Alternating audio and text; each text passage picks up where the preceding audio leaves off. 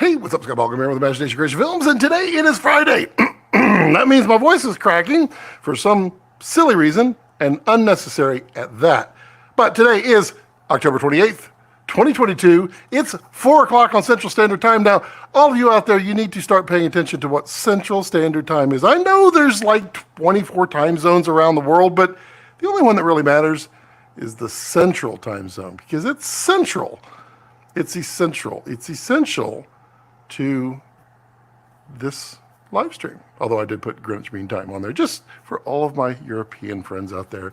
How is everyone out there? How are you doing? I'm doing well. I'm doing pretty good. Lots of things happening. I'm really hot and sweaty, and it's all because of Johnny Brooks. He made me get all hot and sweaty at the last minute just so he could see Komodo. So I got it all hooked up. Whew. It was a tough one too, because I couldn't find my SDI converter. Because, you know, the Blackmagic ATEM Extreme, it doesn't support. Well, I guess it does now with the new version, which I don't have, which it also doesn't support HDMI unless you buy the super awesome big version. So I found it. Whew. It was in the last place I looked. I mean, literally, because I wouldn't keep looking after I found it. But it was like, I was like about to give up. I'm like, let me look here. Because it's kind of funny. I was going to show it, and now I can't. It's all your fault, Johnny.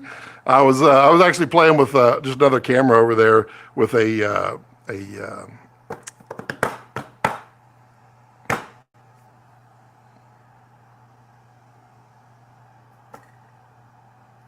totally lost the word today, but it's a really, really wide fisheye lens on there. I was going to have that up in the corner and show the studio because I've been doing lots of things to the studio. I don't know if you saw the, I'm sorry, I'm sweaty. The little intro that I did for the deity, which we can talk about today. The deity timecode slate. It's a different set. It's over here. We've done quite a bit of changes to the studio, oddly enough. You may or may not be able to see the subtle tweaks that have happened with my left hand right here. This is normally not in the shot. It's kind of, wow, that really looks like a long finger at that point. It's usually this way. And it's kind of condensed a little bit. And that's because over next door, we have another set that originally I talked about doing the basement set, but you know, I've been having a hard time putting my hands around what the basement set was going to be for.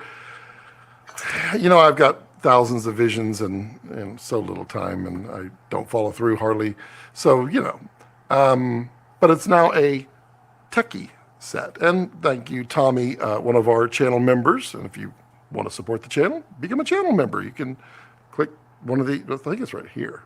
You just like click support Scott by becoming a channel member and choose that highest one, just because you get your name and lights and, well, mostly in font, but wow, just dropped something in my eyeballs. So yeah, lots of changes. You remember the brick wall that was right here? Well, it's not here anymore. It's way up here. It's on this wall, which I can't show you. But I literally took, let's see, do I have a picture? I don't know if I have a picture. I may not have a picture. If I have a picture, I'll share a picture. I don't have a picture on here. But I literally took, like right here, there was a door. And it goes to another room.